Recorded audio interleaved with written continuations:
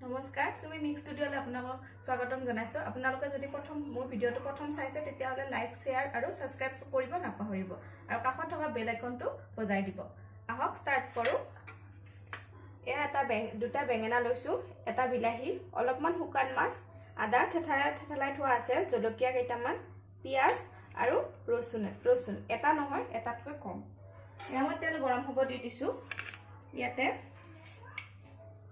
পিয়াজ খিনি দি দিছো আৰু ৰসুন কেইটা।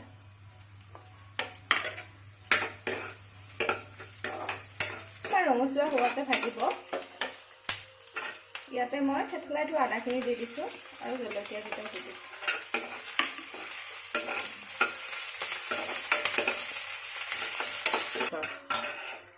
ইয়াতে মই এতিয়া হালধি দি দিম।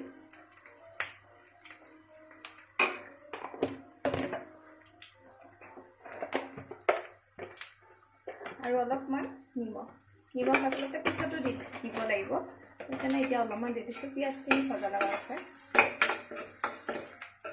এতিয়া মই ইয়াতে কাটি থোৱা বেঙেনাখিনি দি দিছোঁ।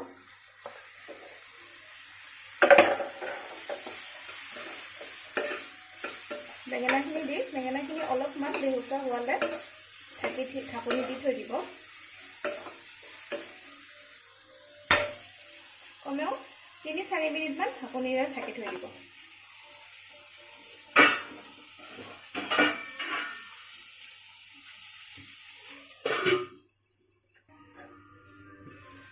লগতে এইখিনি এবাৰ চেক কৰি চাব।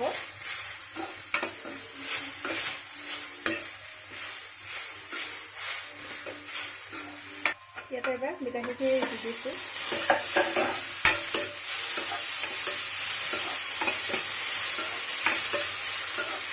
দি আকৌ পুনৰ ঢাকনিৰে খাই দিছোঁ।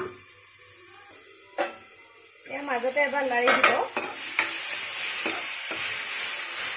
মোৰ মাছখিনি দিব পৰা হৈ গৈছে। ইয়াতে মই ভাজি থোৱা শুকান মাছকেইটা দি দিছোঁ।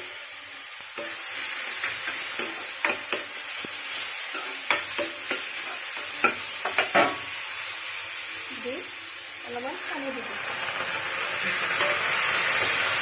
অকণমান পানী দি দিছোঁ। একাপ পানী দি দিছোঁ এইটো কাপেৰে। অলপমান ঢাকনি দি থৈ দিব। 5 মিনিট ঢাকনি দি থৈ দিব। ইয়াতে মই অলপমান জিৰা দি দিম। আৰু মছলা তেনেকৈ মই ব্যৱহাৰ নকৰোঁ ইয়াতে। এয়া মোৰ হৈ গৈছে। এয়া মোৰ শুকান মাছ আৰু বেঙেনাৰ তৰকাৰী হৈ গৈছে। আপোনালোকে এনেদৰে বনাই খাই চাব আৰু মোক কমেণ্ট কৰিব।